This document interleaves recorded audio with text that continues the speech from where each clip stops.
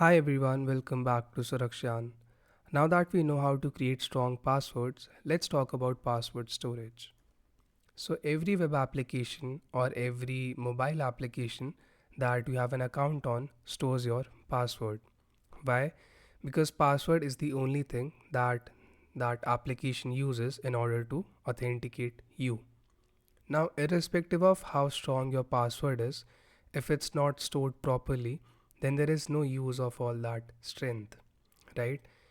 You might have created a password which will take millions of years to crack, but if you're gonna write it on a sticky note and stick it to your screen, then there is no point of that, right? And you might think this is a very vague example, but trust me, I've seen people do that. So we have multiple guidelines and best practices around how passwords should be stored in a database. One of the most basic principle that is used when it comes to password storage is to store password hashes. So instead of storing the plain text password, you first generate a hash of that password, and then password hashes is what you store in the database.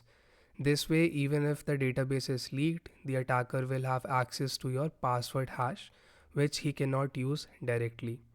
This will buy you some time and also the company to basically let users know that their database have been compromised. This never happens. It is usually the attacker who lets the entire internet know that yeah, this company has been hacked. But let's just assume it's a responsible company. So even if the attacker gets access to your password hash, it will buy company some time to inform their users and you as a user to change your password. Now, since hashes cannot be reversed, but they can be brute forced, this is where a concept called rainbow tables comes into play. So a rainbow table is simply a table that contains passwords and their corresponding hashes. Okay. So this is a table that the attacker maintains. It contains the list of most common passwords and their corresponding password hashes. So let's say an attacker gets access to this particular password hash. He will simply run this hash through this table, and wherever this hash finds a match, its plain text equivalent will be deduced as the password.